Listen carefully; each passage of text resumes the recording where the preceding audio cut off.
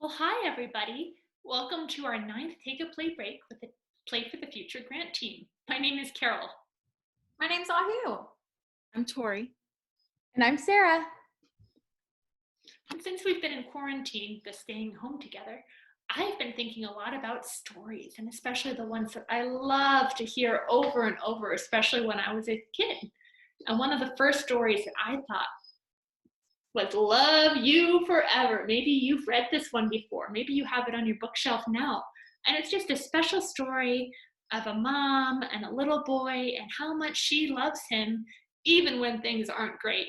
And even as he grows older and older and his whole life long, what a very special relationship they have. Cats, what are your favorite stories? Ahu, would you go next? Sure. So my favorite book is a book called The Funny Little Woman. And I remember my mom used to read this to me all the time when I was younger. And it's about an older woman right here who lived long ago in Japan. And she was making dumplings. And one day when she was making dumplings, one of her dumplings rolls in the ground and she runs to follow it. And it takes her on this really, really cool adventure. And every time I read it, I can't help but smile. That sounds like such a special memory of reading it with your mom. I can tell why that's one of your favorites. Tori, what about you? You guys might have heard of my book before, or you may have even seen it in a movie. My favorite story growing up was Harry Potter, and I liked it because it taught me that even if you're young, you can do anything. And I started reading this when I was 6 years old, so that might be around your age.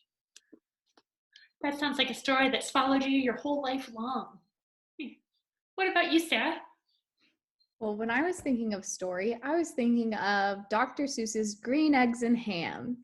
It's a story about somebody who really doesn't want to try new things. And whenever I was a little kid, I really did not want to try new things. But being stuck in quarantine, we've had to try all these new things. And so I was just thinking, I really like that book. I'll tell you guys about that one. Maybe you've surprised yourself with all of the new things you're willing to try now. Yeah. Well, thank you, Kat. I loved hearing about your special stories and what makes them special. What about you? What are your favorite stories to read? If it's by yourself or with someone else that you love. I like that one too. So today we're going to practice two different ways of telling our own stories. All stories start with one sentence. So today we're going to tell one sentence stories. How this works is we'll take turns going in order, and each of us is going to tell the story one sentence at a time. It's okay if your story gets silly or doesn't make sense. It's not about it being a great story. It's just about having fun and using your creativity. So for this example, we're going to each take 4 turns going around. I'll start, and then Ahu, Tori, and Sarah will add their sentences, and we'll see what we get. Ready, cats? Yes. I didn't know what to expect when I woke up that morning. I took the blankets off, I stretched my arms, and all of a sudden, I ran to the window. Because I saw fireworks going off. I thought, is today a holiday? It didn't make sense to me at first, until I realized what very special day it was. Today was my birthday! I wondered who would be setting off fireworks for my birthday. I thought, they're too hot for my grandma. And just too exciting and maybe a little bit scary for my grandpa. What about my parents? I wonder what they were doing right now. I ran out of my room to see if they were in the house. And there they were at the kitchen table. They asked me, "So, did you like the fireworks?" And I was shocked. Why would you set off fireworks for my birthday? I said, "Did you set those fireworks off?"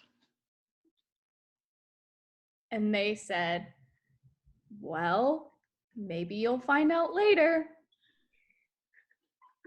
All right, and we'll pause our story there. You at home can do this with as many people and as many times that you want to go around. Maybe you can even do it through Zoom or Skype or FaceTime or something, just like we're doing right now. People don't need to be in the room with you when you do this. Cats, what was that like for you? It was so exciting. Even though I was part of the story, I didn't know what was going to happen next. And so I couldn't wait to find out. It was so funny to see what all of you guys were going to add too. I know, I couldn't wait to find out the end, but then I didn't want to spoil it. Even though I was the last one, I want to leave it up in the air for the audience to guess. It was a real cliffhanger. We're still not sure what happened. My favorite part too was just doing it all together and having everybody add one part of it to create something totally different than we might have created by just one person telling a story.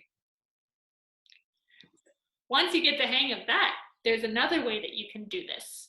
This time, instead of sharing one sentence, we're going to share one word. So you might need to take a couple more turns in order to get a real story going for this.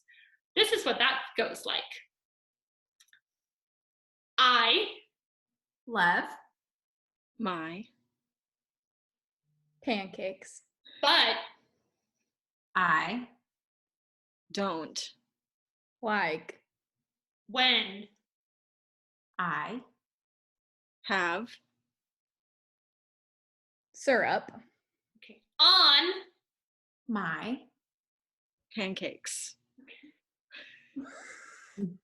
Sometimes syrup makes Me feel gross.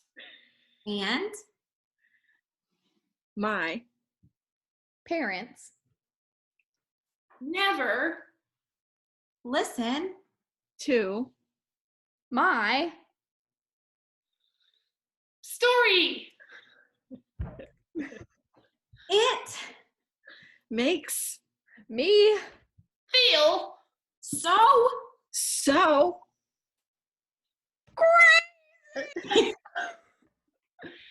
that they don't hear sometimes this happens when you're telling stories too. Sarah, did you say fear? here Oh, I'm glad I asked. If they don't hear what? I wanted when I asked for the pancakes and I didn't go did you say go Yeah. to the ice skating rink. And just like that, our story takes a turn. So sometimes you saw that happen. We had to make sure we understood what our other friends said. But it's just about having a good time, having a laugh, and using your imagination. So Cats, what was that like to do it one word at a time?